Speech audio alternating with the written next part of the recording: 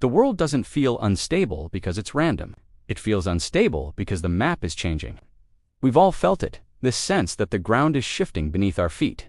For decades, the world operated on a set of known rules, defined by familiar lines on a map. But what happens when those lines begin to blur? What happens when a region once considered a frozen wasteland suddenly becomes the most strategic shortcut on Earth? This isn't a story about a distant icy frontier. It's a story about the new geography of power. And it all begins here, in the Arctic. For most of human history, the Arctic was a barrier. An impassable, frozen wilderness at the top of the world. Its value was defined by what it prevented: movement. But that definition is changing faster than anyone predicted. The ice is retreating, and as it melts, it's not just revealing water, it's revealing new pathways. New shipping lanes are opening up, promising to cut global transit times by weeks. A journey that once took a month through the Suez Canal might soon take just 2 weeks through the north. This isn't a minor adjustment, it's a fundamental reorganization of global logistics. The Arctic is no longer a place, it's a shortcut. And in a world built on the speed of supply chains, the shortest route is always the most powerful one. Whoever controls these new passages doesn't just control shipping, they control the flow of the global economy itself. To understand what's happening, we need to look beyond the ice and see the underlying pattern. It's a framework built on 3 pillars that have always defined geopolitical power: routes, signals, and resources. First, routes. These are the arteries of the world, the pathways for goods, energy, and military presence. As the Arctic opens, it creates entirely new strategic corridors. Countries that were once geographically distant suddenly become neighbors. The ability to move assets, whether commercial or military, through these new channels redraws the map of influence. Whoever can secure and navigate these routes gains an undeniable advantage. They can project power faster and more efficiently than their rivals. The second pillar is signals. In an environment as vast and challenging as the Arctic, seeing first is everything. The ability to monitor activity across millions of square miles of ocean and ice is a monumental task. This is where the modern competition is truly unfolding. Satellites in orbit, long-range radar installations perched on frozen coastlines, and undersea sensor networks are the new eyes and ears of this frontier. They are watching for ship movements, mapping ice flows, and listening for submarine activity. Gaining an advantage in signals intelligence means you can anticipate your competitors' moves before they make them. It means you know where their resources are, where their ships are going, and where their vulnerabilities lie. In the Arctic, information is not just power, it's survival. The nation that can see the whole board while keeping its own pieces hidden will dictate the terms of engagement. And finally, resources.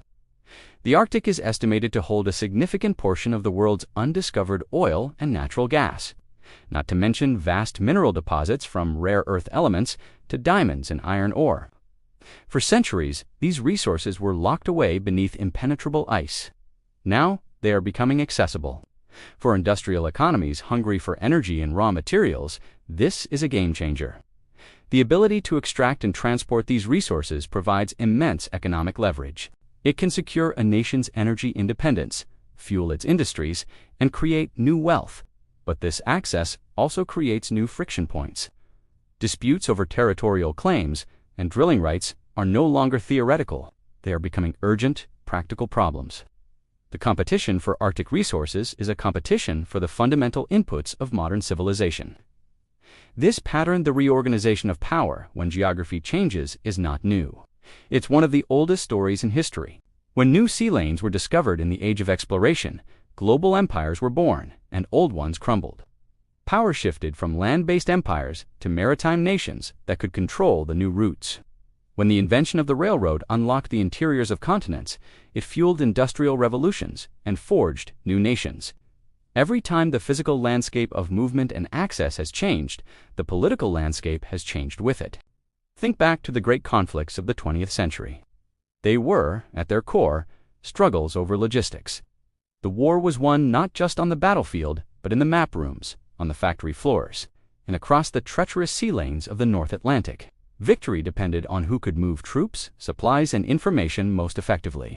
Sailors battled unforgiving seas, radio operators strained to decipher faint signals, and planners hunched over maps, tracing the routes that would determine the fate of nations. The principles were the same then as they are now. Control the routes, see the signals, and secure the resources. The technology has evolved, but the fundamental logic of power has not. The Arctic is simply the newest stage for this timeless drama. As the ice continues its retreat, this new map is being drawn in real time. We see the port workers guiding the first pioneering ships through foggy, unfamiliar channels. We see the analysts in quiet, dimly lit rooms, studying satellite data and trying to predict where the next crack in the ice or the next geopolitical fault line will appear. We see the scientists in their heavy gear, walking across the ice, gathering the data that will inform the decisions of policymakers in distant capitals. Every piece of data, every ship movement, every diplomatic negotiation is a move in this quiet, high-stakes game. What's unfolding in the Arctic is not a loud, dramatic confrontation. It is a slow, methodical repositioning of pieces on a global chessboard. It is a contest of foresight, strategy, and endurance. The nations that are investing in icebreakers, building deep-water ports, and launching surveillance satellites are not just preparing for the future, they are actively shaping it. They understand that the changes happening at the top of the world will cascade downwards, reshaping alliances, economies, and security balances across the globe. This isn't just about a cold, distant region. It's about the future of the interconnected world we all live in. The quiet maneuvers in the Arctic today will determine the loud realities of tomorrow. The world is not becoming more chaotic. It is becoming more contested. The melting ice is not just a climate story. It's a power story. It is creating a new arena for competition, where the old rules no longer apply and new advantages are up for grabs. The lines on the map are being redrawn, not with ink, but with icebreakers and fiber optic cables. And as this new geography takes shape, a new hierarchy of influence will inevitably follow. The nations that master this new environment, that learn to navigate its routes, interpret its signals, and harness its resources, will be the ones who write the rules for the 21st century. The world we knew was defined by the maps of the past. The world of tomorrow will be defined by the map that is emerging now from beneath the ice. The Arctic has always shaped power quietly. The Cold War didn't change that. It refined it. The Cold War never left the Arctic. It simply learned how to hide. For decades, this frozen expanse wasn't a battleground of armies, but of electrons and radio waves. It was a war of information, where survival depended not on who could fight the hardest, but on who could see first. This vast, empty space became the ultimate high ground, the shortest path for missiles flying between superpowers. So they built eyes and ears in the ice. Systems like the Distant Early Warning Line, a string of radar stations stretching across the Arctic, were designed for one purpose: to buy time, just a few precious minutes. Imagine being a technician in one of these remote outposts. Your world is the green glow of a screen, the hum of electronics, the endless white outside your window. You're not looking for a battle. You're looking for a shadow, a ghost on the radar, a blip that could signal the end of the world. This wasn't about winning a fight. It was about preventing one. The entire doctrine of deterrence rested on this fragile certainty. If you strike, we will see you coming, and we will strike back before your missiles even land. The Arctic was the guarantor of that promise. It was the tripwire. Military analysts, rooms away from the ice, would stare at satellite feeds, piecing together a puzzle of troop movements and base construction thousands of miles away. The Arctic wasn't just a place, it was a perspective, a constant watchtower. Every decision, every diplomatic whisper in a secure room was shaped by this reality. The ability to see what the other side was doing, or what they were capable of doing, changed the calculus of power. It wasn't about having more tanks. It was about knowing where those tanks were. Engineers worked in brutal conditions, maintaining the sensitive equipment that kept these lines of communication open. Their fight was against the cold, against the isolation, against the immense technical challenges of operating in the harshest environment on Earth. They were the unsung soldiers of this hidden war, ensuring the silent conversation of surveillance never stopped. The strategy was simple: deny your opponent the advantage of surprise, and for a long time, that was enough. The ice held the peace. But ice melts, and as the planet warms, the old Arctic is disappearing, revealing something new. The strategic game is changing. The ghosts of the Cold War are still here, but they're joined by new players and new prizes. The competition is no longer just about missile trajectories and early warnings. It's about infrastructure, resources, and control. It's about economics. Today, the focus has shifted from what flies over the ice to what moves through the water and across the land. The Northern Sea Route, once a frozen fantasy, is becoming a viable shipping lane, potentially cutting weeks off transit times between Asia and Europe. Suddenly, control isn't about radar domes, it's about deep-water ports. We see teams inspecting harbor facilities, measuring ice thickness, and planning logistics for a world where cargo ships sail where icebreakers once struggled. The people on the ground are no longer just soldiers and spies, but engineers, dock workers, and financiers. And the competition goes deeper, literally. Under the Arctic Ocean lies a web of undersea fiber optic cables, the nervous system of the global internet and financial markets. Protecting these cables and potentially laying new, sought-faster routes through the Arctic has become a paramount strategic concern. Monitoring these cable routes, ensuring their integrity, is a new form of silent watchfulness. The analysts are still there, but now they're tracking shipping data and infrastructure investments with the same intensity they once tracked submarines. The control centers look different, more logistics hubs than military bunkers, but the underlying principle is the same. Secure the pathways. This new map of power is being drawn in places like Greenland. It's a vast island of ice, but it's also a nexus of strategic interests. We see it not as an empty wasteland, but through the eyes of the people there. Researchers drill ice cores, unlocking the secrets of our planet's past, while engineers survey the rugged terrain, scouting locations for new ports, airfields, and mining operations. In quiet offices, officials review maps, weighing offers of foreign investment against the delicate balance of autonomy and security. Greenland is a microcosm of the new Arctic, a place where science, commerce, and geopolitics collide on a landscape of ice and rock. The human presence here is the leading edge of a global competition for access and influence. From the outside, it might look like a simple resource rush, but it's more complex than that. Every port built, every shipping lane secured, every data cable laid is a move on a global chessboard. It's a quiet, patient strategy of positioning. The old military installations are still there, being modernized and repurposed. The early warning systems still watch the skies, but they are now part of a much larger, more intricate network of control. This isn't about planting a flag and claiming territory in the traditional sense. It's about shaping the flow of goods, data, and influence for the next century. It's a long game, played with concrete and fiber optics instead of just radar and satellites. The great powers understand this. They are investing billions in icebreakers, not for war, but to keep trade routes open. They are building infrastructure in remote Arctic towns, not for settlement, but for presence. They are funding scientific expeditions that also happen to map the seabed in incredible detail.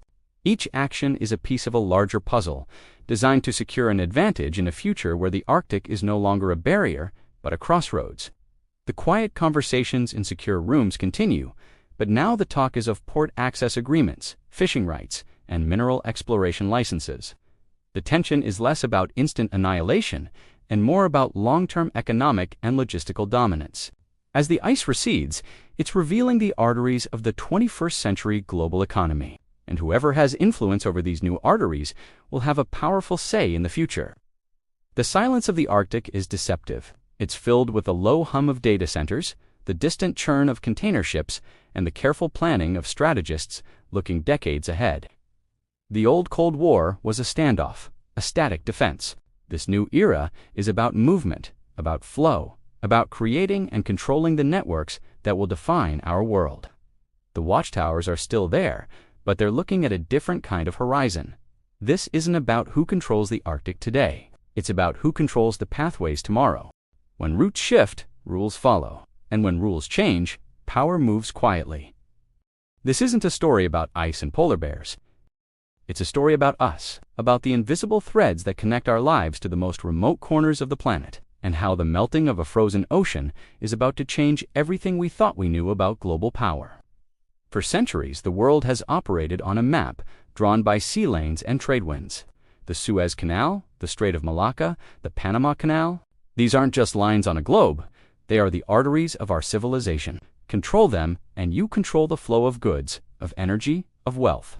But what happens when a new artery opens up? a faster, shorter, more direct path at the top of the world. To understand the future, we have to look back.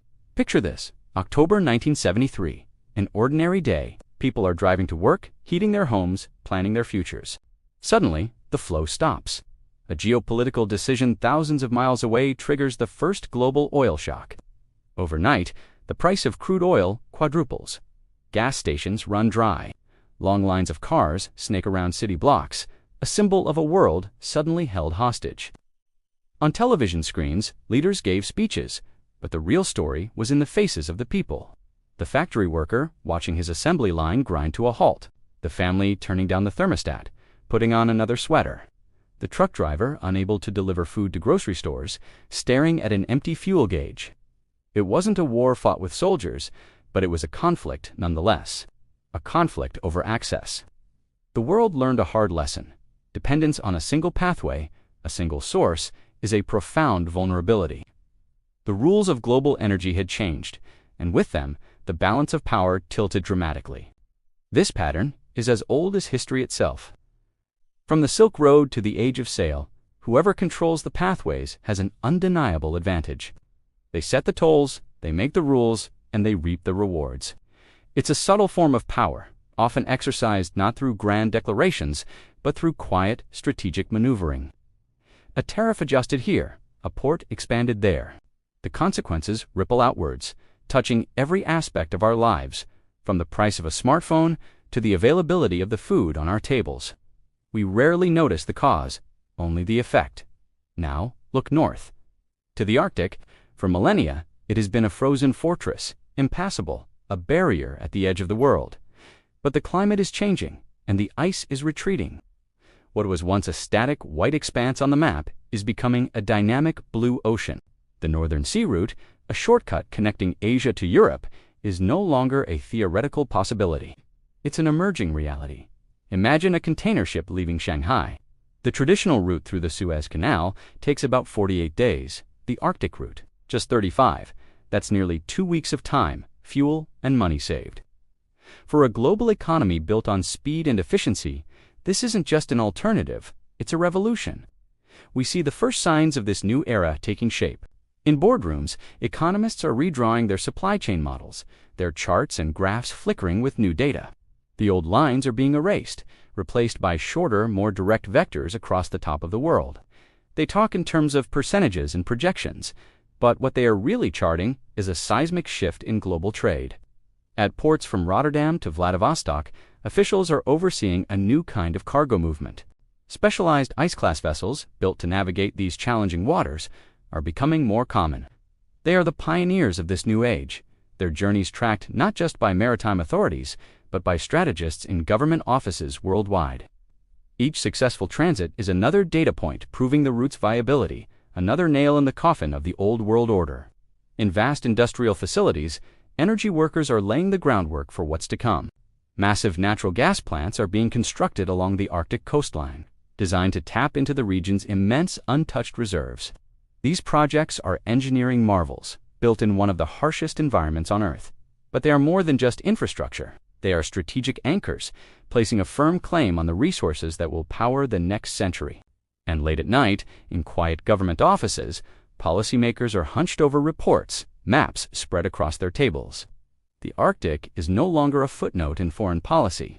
It's a headline.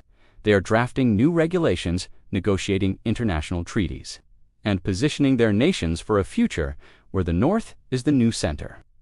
These are the rule makers, the architects of the new order.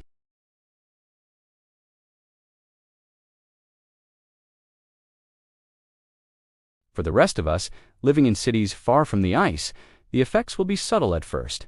A product arrives a little faster. The cost of shipping drops by a fraction of a percent. We might not even notice. The world is being rewired.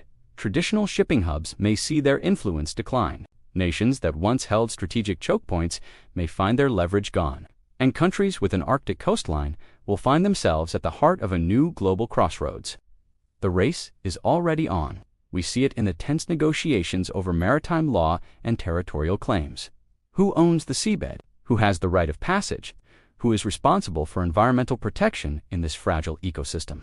These aren't abstract legal questions. They are the fault lines of future conflict. We see it in the massive investments in infrastructure. New ports, new railways, new satellite systems to monitor the ever-changing ice. Each piece of steel and concrete is a statement of intent, a claim on the future. And we see it in the faces of the people on the front lines, the scientists, the engineers, the diplomats, all working to navigate this uncharted territory. Their decisions, made in quiet meeting rooms and on the windswept decks of icebreakers, are shaping the world our children will inherit.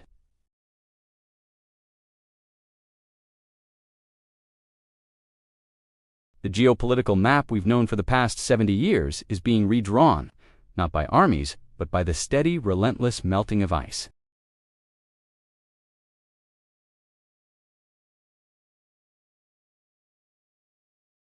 The great realization isn't that the Arctic is becoming important.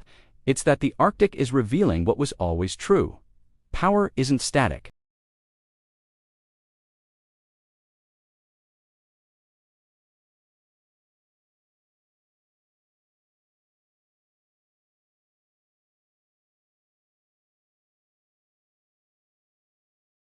And as the ice melts, it uncovers not just new sea lanes, but a new reality. Power follows pathways, and a new one is opening at the top of the world. Thanks for watching. If you want to understand the hidden forces shaping our world, subscribe for more context-driven history.